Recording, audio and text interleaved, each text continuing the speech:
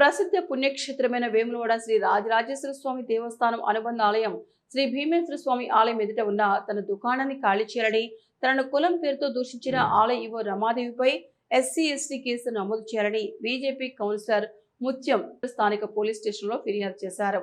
అనంతరం ఆయన మీడియాతో మాట్లాడుతూ, దేవాలయం ఎదుట ప్రైవేటుగా కొబ్బరికాయల దుకాణం పెట్టుకొని జీవిస్తున్న తనను ఆలయ ఈవో రమాదేవి తన సిబ్బందితో బెదిరించడమే కాకుండా గురువారం రాత్రి 20 మంది సిబ్బందిని పంపి దుకాణం ఖాళీ చేయమని బెదిరించడమే కాకుండా తనను కులం పేరుతో దూషించారని, సంఘటనపై స్థానిక స్టేషన్లో ఫిర్యాదు చేసినట్లు, ఒకవేళ కేసు నమోదు చేయకపోతే రాష్ట్ర వ్యాప్తంగా ఆందోళన చేస్తామని బీజేపీ నాయకులు హెచ్చరించారు.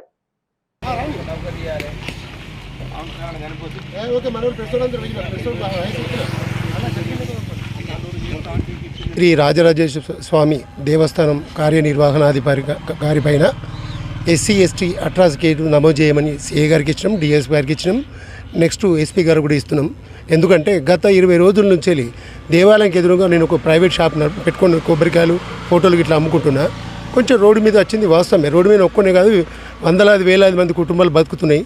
దానివల్ల మీకేమి ఇబ్బంది అవుతుంది మేడం, మీ భక్తులకు కానీ మీకు కానీ ఇబ్బంది అయితే నేను తీసేస్తాను మేడం అని చెప్పినా కూడా లేదు నువ్వు ఇక్కడ దుకాణం ఉండద్దు, నువ్వు తీస్తావా లేదని చెప్పేసి ఈవో మేడం ఒక 20 మంది టెంపుల్ సిబ్బందితో కలిపి నా దుకాణాలకు దౌర్జన్యంగా నువ్వు షాపు బంద్ చేయాలి, నువ్వు ఉండద్దు అని చెప్పేసి మా షాప్లోకి వచ్చి దౌర్జన్యం చేసింది.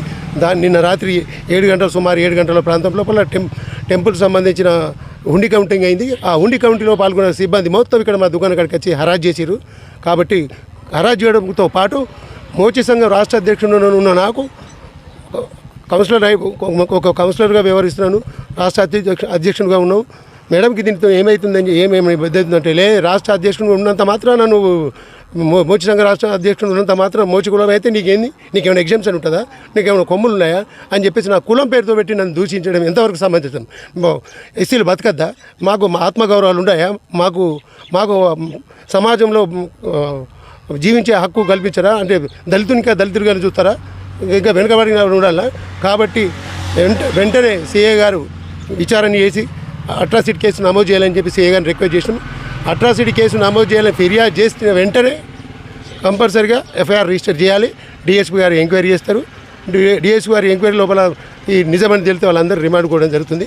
అంతేకాకుండా గతంలో ఈ ఈవో మేడమే కేవలం బీజేపీకి సంబంధించిన వ్యక్తులనే టార్గెట్ చేస్తూ దర్శనాలకు కూడా ఇబ్బందులు పెడుతున్నది. అప్పుడు పెద్ద ఎత్తున వేణుల బంధు పిలిపిస్తే ఆ మేడంను ట్రాన్స్ఫర్ చేసి మళ్ళీ ఇదే మేడం ఇక్కడికి వచ్చి భక్తులతో బీజేపీ కార్యకర్తలే కాదు బీజేపీ కౌన్సిలర్లను బీజేపీ కార్యకర్తలను టెంపుల్ సిబ్బందిని కూడా విపరీతమైన హరాజ్ చేస్తుంది. ఆమె ఇష్టారాజ్యంగా నియంత్రణగా వ్యవహరిస్తుంది. చట్టపరంగా ఎండోమెంట్ పరంగా కూడా ఆమెను యాక్షన్ తీసుకొని ఇక్కడి ట్రాన్స్ఫర్ చేయాలని చెప్పి కోరుతున్నాను. నిన్నటి రోజు మా తోటి కౌన్సిలర్, నా దళిత నాయకుడు, రాష్ట్ర అధ్యక్షుడు మోచి సంఘం కొండలేపు ముత్యంపై చేసిన దాడిని SC మోర్చా రాష్ట్ర పిలుపు మేరకు నేను తీవ్రంగా ఖండిస్తున్నాను. ఈరోజు పెద్ద ఎత్తున ధర్నా ప్రోగ్రాం ఉండే, ఈరోజు ఖచ్చితంగా వీళ్ళు కేసు చేయకపోతే ఈరోజు పెద్ద ఎత్తున రాష్ట్ర స్థాయిలో ధర్నా చేద్దామనే ఆలోచనతోటి మేము తోటి కౌన్సిలర్లతోటి మా హిందూ సమ్మేళనంతో అలాగే దళిత సంఘాలతోటి మేము ఈరోజు పెద్ద ఎత్తున టెంపుల్ ముందు ధర్నా చేద్దామనుకున్నాము. కానీ ఓపిక పడుతున్నాం.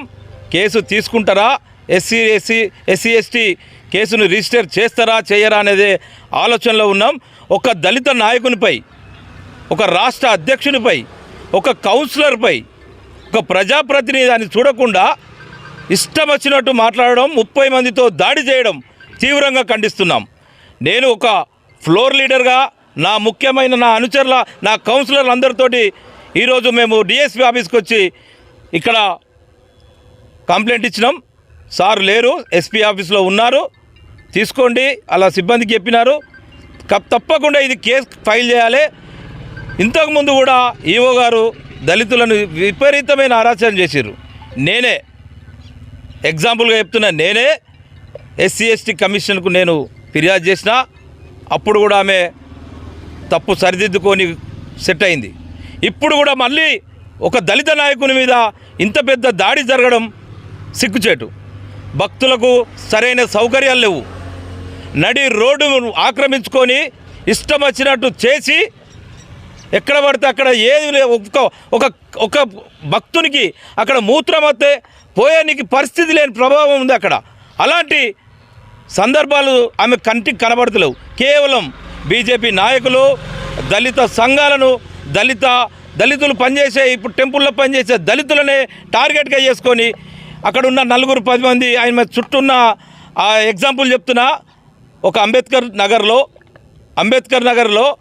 ఒక అబ్బాయి ఓంకార్ అనే అబ్బాయి ఈరోజు కూడా నా దళిత సోదరుని టార్గెట్ చేసి ఇవాళ ఇట్లా చేస్తుంది. కాబట్టి దీని మీద తీవ్రంగా మేము ఇట్లా కేసు రిజిస్ట్రేషన్ కాకపోతే రాష్ట్ర స్థాయిలో దళిత సంఘాలు మొత్తం ధర్నా చేపడతాం, మొత్తం ముట్టడిస్తాం, ఈఓ ఆఫీసును మొత్తం ముట్టడిస్తాం.